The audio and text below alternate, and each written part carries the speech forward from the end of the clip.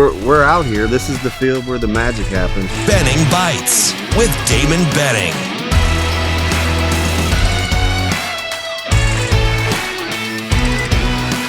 Benning Bites with Damon Benning. Another episode of Benning Bites brought to you by Underdog Fantasy Sports. Make sure you visit the website or do this. Download the app. It's pretty slick. And enter the promo code Benning when you do. BENNING, Daily Fantasy Sports, and it's pretty incredible. I'm trying to get better. Sometimes I even let my radio show partner, Ravi Lula, help me out and pick a little higher, a little lower.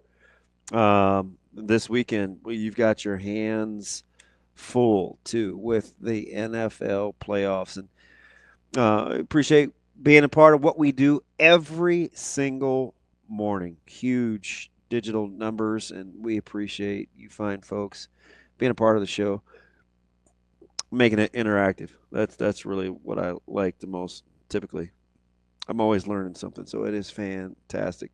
Give us a call on Monday, 888-638-4876. I want to talk about these NFL playoffs. We've made it a lot about the quarterbacks, and I guess rightfully so, right? Goff and Stafford and Hurts and Stroud and Patrick Mahomes, obviously, Josh Allen, Lamar Jackson, and that's right, I'm missing one. Stafford, Hurts, Goff, and that rookie, that guy by the name of Jaden Daniels. And can we talk about these games without talking about the quarterbacks? It is interesting. We were talking about, is there one of those teams where you can talk about without mentioning the quarterback? I guess if there's any, it would be Detroit in Jared Goff. Could I make that argument? Goff has to play fairly well, but they have weapons. I watched him hammer a team on Sunday Night Football in which he threw one touchdown, 2 interceptions, and they won by double digits. He was still 27 of 33. But does Jared Allen does Jared Goff have the most leeway?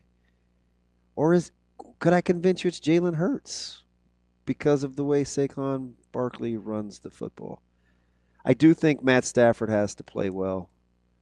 I do think Jaden Daniels has to play well.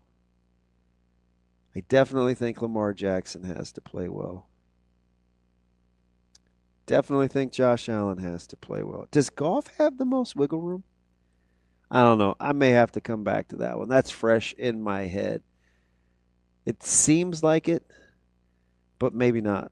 But I do want to say one thing about the whole Josh Allen, Lamar Jackson thing. And I think Josh Allen gets a lot of the can't win at this time, or I think he's criticized quite a bit. And this is not to say Lamar Jackson is not, but Lamar Jackson hasn't really played well in the postseason historically. Josh Allen has. And so I think the comparison is a little misconstrued when we go to compare the two, because I do think for the most part that Josh Allen is kind of held up his end of the deal. It's not his fault that they asked him to be Superman. Baltimore couldn't win a game last year in which they only needed to score 13 or more points to beat the Chiefs. If they were ever going to win, it was going to be last year. And so I do think Lamar Jackson has to play better. But as far as legacy goes, and I don't think this is even close, because I think outside of Kansas City, and some will make the case that it is Baltimore is the best team in the AFC. We know that Kansas City has the best quarterback, at least for sure situationally, even though he's not coming off a Patrick Mahomes-esque type year. I do think the game means significantly more for Lamar Jackson in this one than Josh Allen. I don't get the sense that the Bills are playing excuse me, with house money, because I hate the term house money, but I'm not sure how many people expected the Bills just to be able to reload on the fly with this wide receiving core and kind of figuring some things out. First-year DC and Babbage. And being able to, well, first year, not first year. being able to pull this off. But it's certainly not house money either. It's a 1 point ATS game on at home.